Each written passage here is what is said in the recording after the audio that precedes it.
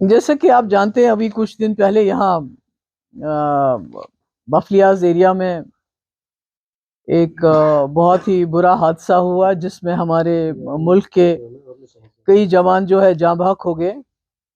और सबको अफसोस हुआ, तकलीफ हुई, क्योंकि ये लोग भी किसी माँ के बेटे होते हैं, इनके भी बच्चे होते हैं और मुल्क से आते हैं हमारा बचाव करने के लिए। मगर बदकिस्मती ये है कि उसके बाद जो सानिया पेश आया, और जिस तरह से पुलिस कई गांव में चली गई आर्मी के साथ, क्योंकि पुलिस का नाम नहीं आ रहा, हालांकि पुलिस बिल्कुल उनके साथ साथ थी।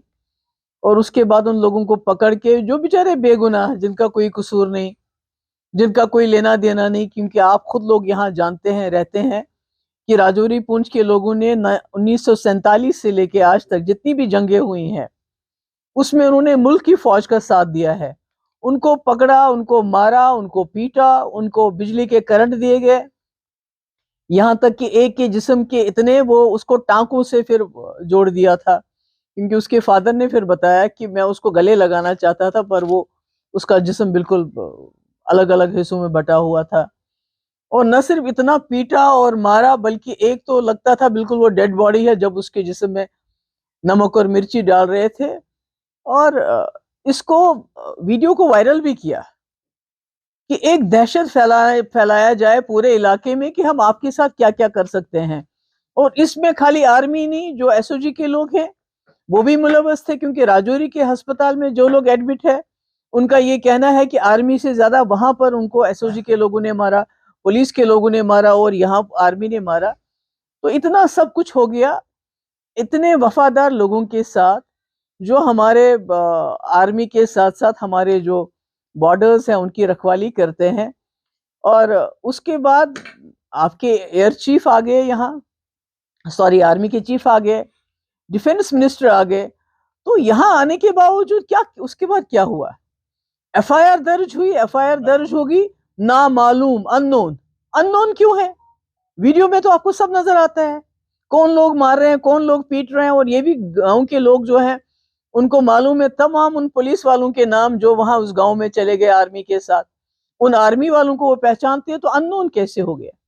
तो अगर आप अपराध करने वाले को उसकी सजा नहीं देंगे, तो आप फिर एक हिसाब से अपराधीकरण कर रहे हैं, चाहे वो पुलिस में लोग हैं, चाहे वो आर्मी में लोग हैं। अगर आप उनको सजा नहीं दोगे, तो फिर आप लोगों के साथ इंसाफ कैसे करोगे? तब मैंने कोशिश की आने की, मुझे घर में अंडर हाउस अरेस्ट रखा गया।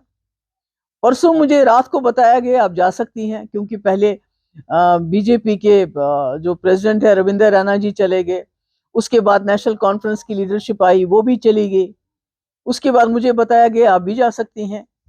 और जब हम बफरियाज पहुंचे तो बोला अब आप नहीं जा सकती हैं।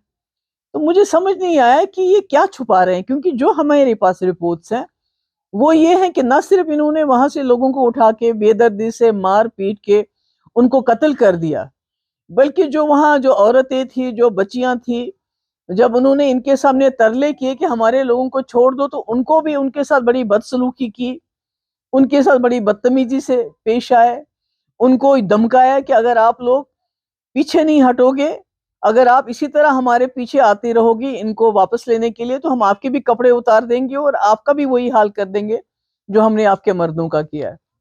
तो ऐसा लगता है वहां हमें न जाने देना, इस तरह रोक देना जैसे कोई मिलिटेंट को पकड़ने वाले होते हैं। इतनी फौज इन्होंने लाई, कंडे वाली तारें लाई, लेडीज फौज लाई रोकने के लिए। तो हम तो कोई बाहर से आए, हम तो कोई चीन से नहीं आए हुए हैं, हम तो कोई पाकिस्तान से आए हुए लोग नहीं है, हम तो अपने लोगों के बीच में और अपने लोगों के पास जाना चाहते हैं। तो हमें रोका क्यों गया?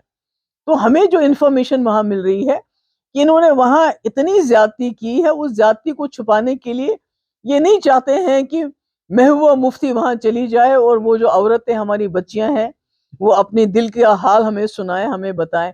उसके बाद हम वापस आए, मैंने दिया प्रोग्राम आज जाने का, मैंने राजौरी अस्पताल जाना था क्योंकि वहां भी कई लोग जख्मी हैं, उनको देखने के लिए। उसके बाद मुझे जाना था शादरा शरीफ, शादरा शरीफ से मैं बंगाई जाना चाहती थी, जिस गांव के लोग इन्होंने पिकअप किए। तो मुझे बताया गया कि रास्ते में कॉर्डन सर्च ऑपरेशन चल रहा है राजौरी के, और जो वहां से थन्ना मंडी रास्ता जाता है वहां भी सर्च, कॉर्डन सर्च ऑपरेशन। अब मुझे समझ नहीं आता है ये क्या छुपाना चाहते हैं? दूसरा, मैं सुरनकोट के अस्पताल में गई, वहां कोई 8 लोग हैं, सरकार की तरफ से उनको कोई मदद नहीं हुई अभी तक।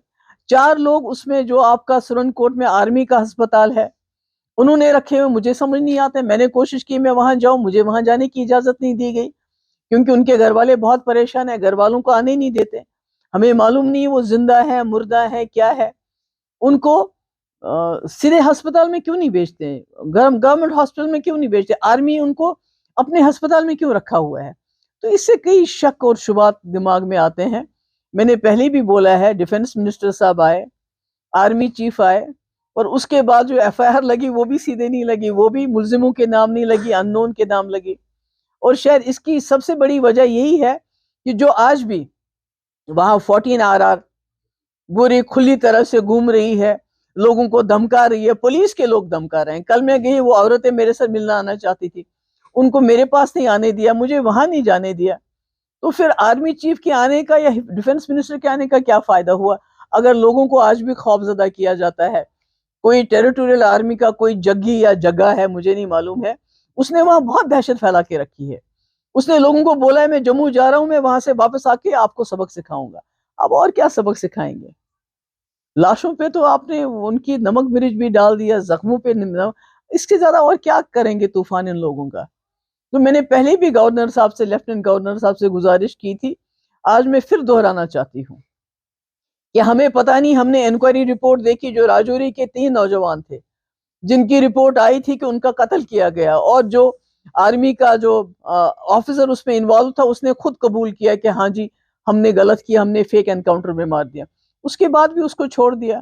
तो अब इसकी क्या इंक्वायरी करेंगे? आपने पहले भी कई यहाँ आर्मी के हमारे जो यहाँ तो मिलिटेंसी होती नहीं थी, कई लोग जो है वो जाँ भाग हुए।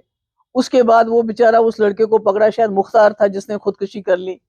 इतना उसको मारा, इतना उसको पीटा। इससे पहले वहां फौज के कैंप के बाहर 2 लोगों को गोली मार दी। तो मुझे लगता है ये जो हो रहा है, खासकर इस एरिया में जो हो रहा है, दूर दराज का इलाका है, गरीब लोग हैं, इनकी कोई सुनवाई नहीं होती। और जब मेरे जैसे कोई इंसान जाके उनके जख्मों पे मरहम जाना चाहता है, मुझे जाने नहीं देते। तो आखिर करना क्या चाहते हैं ये लोग? मेरी फिर से एक बार लेफ्टिनेंट गवर्नर साहब से गुजारिश है कि वो डिफेंस मिनिस्टर को बताएं, जिन लोगों की हलाकतें हुई हैं उनको 50-50 लाख का मुआवजा, उनको नौकरी, और उनको रोड साइड पे प्लॉट दिए जाने चाहिए। और जो लोग जख्मी हैं, क्योंकि मैंने देखा, मैंने उनसे बात भी की, उन बेचारों की इतनी पिटाई हुई है बिला किसी वजह। अब तो यहाँ ह्यूमन राइट्स कमीशन को भी काम नहीं करने देते, कम से कम वो बताता क्या क्या हुआ है उनके साथ। वो अकेले घर के कमाने वाले हैं, उनके घर में छोटे बच्चे हैं, बीवी है। तो कम से कम ये जो जख्मी है, इनको 5-5 लाख रुपया दिया जाना चाहिए। चाहे वो राजौरी के अस्पताल में है, चाहे वो सुरनकोट के अस्पताल में है, चाहे वो आर्मी के अस्पताल में है, मुझे नहीं मालूम वो जिंदा है मुर्दा है, क्योंकि उनके घर वालों ने बोला हमें भी मिलने नहीं दिया जाता, ये मैंने सुना है। और इसी तरह उधमपुर में मुझे नहीं पता है वो बंदा अभी जिंदा है या मर गया है, उसकी हालत भी बहुत खराब है। तो आप लोगों से यही बात करने आई थी मैं कि आप मीडिया से ताल्लुक रखते हैं, और हमें पता है मीडिया भी किन हालात में इस वक्त काम कर रहा है, किस तरह मीडिया के ऊपर यूएपीए लगाया जाता है, पीएसए के अंदर बंद किया जाता है कि अगर वो सच्चाई दिखाने की कोशिश करते हैं। मगर फिर भी मैं आप लोगों की बहुत शुक्रगुजार हूँ। कल आप लोग हमारे साथ 7.5-8 किलोमीटर चले, और आपने पूरा जो है कवरेज दिया उसको, और जो हम कहना चाहते थे, बताना चाहते थे, लोगों के साथ अपनी हमदर्दी का इजहार करना चाहते थे, वो उसमें आपने हमें लोगों तक पहुंचने का मौका दिया। और मैं उम्मीद करती हूँ कि जो पहाड़ों में, जंगलों में हमारे गरीब मासूम अवाम रहते हैं, ये जो जुल्म उनके साथ हुआ, अगली बार ये जुल्म रिपीट नहीं होगा। और जो दहशत फैलाई गई है, क्योंकि जो राजौरी में जो वहाँ एडमिट है, उन्होंने कहा है कि हमारे साथ आर्मी से ज्यादा एसओजी वालों ने जाती, उन्होंने हमें पीटा, यहाँ आर्मी वालों ने पीटा। और मेरी ये भी गुजारिश होगी लेफ्टिनेंट गवर्नर साहब से कि जो एक पिकेट है 48 RR का वहाँ टोपी पीर में, उसको हटाया जाए, क्योंकि उन्होंने वहां बहुत दहशत फैला के रखी हुई है। उसमें लोकल टेरिटोरियल आर्मी के लोग भी हैं, वो भी तंग कर रहे हैं लोगों को कि अगर आपने जम्मू कश्मीर के लोगों को यहाँ जीने देना है, अगर आपको भी यहाँ की जमीन चाहिए, तो एक ही बार बताइए कि हमें जमीन चाहिए, तो हमें वही कर लीजिए जो दुनिया में आजकल होता है। अगर हमको आपको हमारे बगैर ही हम तो कोई भिखारी बन के या रेफ्यूजी बन के इस मुल्क के साथ नहीं आए हैं। हम तो इतनी खूबसूरत जमीन लेके आए हैं, पहाड़ लेके आए हैं, जंगल लेके आए हैं, और गांधी के मुल्क के साथ हमने हाथ मिलाया। आज अगर गोडसे के मुल्क को जम्मू कश्मीर के लोग नहीं चाहिए, इन पहाड़ों के लोग नहीं चाहिए, अगर हम नहीं चाहिए तो जमीन ही चाहिए, तो एक ही बार फैसला कर लीजिए। ये तिल तिल तिल करके क्यों मारना चाहते हैं आप हम लोगों को? ये दहशत क्यों फैलाना चाहते हैं? क्योंकि वो वीडियो कभी बाहर नहीं आता जब तक आर्मी नहीं चाहती, जब तक एसओजी के लोग नहीं चाहते कि यहाँ दहशत फैले। तो इसलिए आप सबकी मैं बहुत शुक्रगुजार हूँ, आपने कल भी हमारी बात को लोगों तक पहुंचाया और आज भी आए हैं, बहुत बहुत शुक्रिया आपका। साई ओम पावर सिस्टम अब लाए हैं विंटर धमाका ऑफर। अब प्रत्येक एक्साइड ई रिक्शा पर पाए एक 35 लीटर का गीजर और रूम हीटर बिल्कुल free. Exide neo Bharat e rickshaw अब करे डबल काम, चाहे बिठाओ सवारी या फिर ढोलो सामान। जबकि एक्साइड नियो ई रिक्शा अब हो गया है पहले से अधिक पावरफुल, क्योंकि अब इसमें लगाई है 1200 वॉट की मोटर और नया व बड़ा डिफरेंशियल। जबकि चढ़ाई चढ़ने के लिए अब आ गया है इसमें पावर गियर। एक्साइड नियो अब आया है नए रंगों व फीचर्स के साथ। मजबूत बॉडी, शानदार डिजाइन, आरामदायक राइड और असाधारण खूबियों से लैस नए जमाने की इस ई रिक्शा में मिलेगा रियर व्यू मिरर जो एलसीडी डिस्प्ले में बदल जाए और ड्राइवर को बिना सर घुमाए गाड़ी को बैक करने में मदद करे। इस तकनीक में पहली बार पीछे कैमरा लगाकर ये अनूठी विशेषता प्रदान की गई है। चमकदार व ज्यादा तेज इंडिकेटर, लंबे समय तक चलने वाली बैटरी, बेहद शानदार एलसीडी इंस्ट्रूमेंटेशन पैनल, मनमोहक आवाज वाले speaker, FM system, flexible roof के बदले बहुत ही सख्त उच्च ग्रेड की मेटेलिक रूफ, इनबिल्ट चार्जर, नए सुरक्षित रिम और अधिक पावर की मोटर के साथ बेहतरीन सस्पेंशन जो दे झटकों से आराम। तो देर किस बात की, आज ही आएं और अपना Exide Neo E rickshaw book करवाएं। हमारा पता है Sai Om power system, last Matador stop, Anand Nagar, Bohri, Jammu. Jammu संभाग में डीलर बनने के लिए संपर्क करें 0191 2554 360।